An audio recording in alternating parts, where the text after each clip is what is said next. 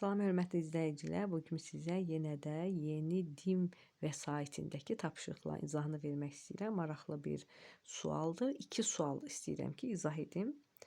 Hansı nümunədəki feilin şəklini dəqiq müəyyənləşdirmək mümkün deyil? Bilirik ki, əmr və arzu şəkillərində birinci şəxsin cəmində ayırmaq çətindir. Çünki hər ikisinin sonu aq əklə bitir. Ya bu formada olur, ya da necə olur, ya da belə olur.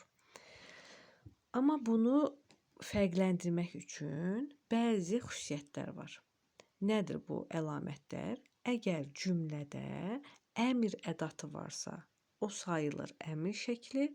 Əgər cümlədə arzu ədatı varsa, arzu şəkli sayılır. İndi biz baxaq cavablara. A bəndi, gəlsənə öz işimizdə məşğul olaq. Burada məşğul olaq sözü var və gəlsənə sözü burada əmr ədat olduğu üçün bu əmrdir. Yəni bunu dəqiq bilmək olur ki, bu əmrdir. Ona görə A-nı çıxırıq. B bəndi, barı öz işimizdə məşğul olaq. Yenə burada məşğul olaq var və barı sözü arzu ədat olduğundan bunu da bəllidir. Öz işinizlə məşğul olmalısınız. Bax, burada mallıdır. Burada malı məli heç birisi ilə qarışdırmaq mümkün deyil. Çünki yəni heç birisi ilə eyni şəkilçisi yoxdur. Ona görə bu da deyil. Bu yalnız vacib şəkildir. Öz işinizlə məşğul olasısınız. Ası əsi var burada. Ası əsi də nədir? Lazım şəkildir. Bunu da qarışdırmaq mümkün deyil təbii ki. Bir də var D bəndində. Öz işinizlə məşğul olaq. Öz işimizlə məşğul olaq. Yenə də burada feil məşğul olaqdır. Yenə də burada aq ək var. Amma onun qarşısında ya arzu ədatı, ya da əmr ədatı yoxdur. Deməli, onda biz bu cavabı ayıra bilmirik. Əmrdir, yoxsa arzudur. Cavab oldu D bəndi. İndi buna uyğun yenə ikinci tapşırığı vermək istəyirəm. Yenə də həmin kitabdan götürülmüşdür. Klasteri tamamlayan fikirləri müəyyən edin. Əgər bizə klasteri tamamlayan fikirlər deyilsə, biz bu hissələrə fikir verməliyik. Əgər burada uşaqlar yanlış yazılıbdırsa, aşağıda yanlış yazacağıq. Seçməliyik buradan. Əgər burada doğru yazılıbdırsa, onda biz də doğru seçməliyik. Əvvəlcə baxaq. Qələbə çalıq ifadəsində iki qrammatik şəkilçi var. Bu da yenə həmin sualdandır. Yəni əmr və arzu şəkillərinə uyğun sualdır.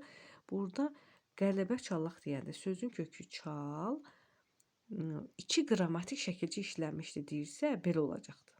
Burada nə olacaqdı? A olacaq arzu şəkli, Q olacaq da şəxs şəkilçisi. Onda belə çıxır ki, biz aşağıda nə axtarmalıyıq? Təbii ki, arzu şəklini axtarmalıyıq. Həm də uyğun fikirlər lazımdır bizə, uyğun. Yəni buna uyğun fikirlər. Burada arzudur və arzuya uyğun fikirlər axtarırıq. Gələcək zaman anlayışda malikdir. Ümumiyyətlə, xəbər şəklindən başqa digər şəkillər hər birisinin gələcək məzmunu var. Bu doğrudur. Bir doğrudur. 2. Əmr şəklindədir. Biz bayaq burada yazdıq ki, A ayrı, Q ayrıdır. Deməli, bu əmr ola bilməz. Bu arzu şəklidir. 2-ni çıxırıq. Sonuncu hecasında bir qrammatik şəkilçi var. Sonuncu hecası hansıdır? Çalaq. Bu laqda bir qrammatik şəkilçi yoxdur. Sonuncu hecası laqdırsa, burada bir yox, kök var. A ayrıdır, Q ayrıdır. Bu da yanlışdır. Kaş ədatı işlənən cümlədə xəbər ola bilər. Bəli, biz bunun qarşısına kaş sözünü qoya bilərik. Çünki bu arzu şəkli olduğundan kaş sözü bura uyğun gəlir. Bunu da götürürük. 5.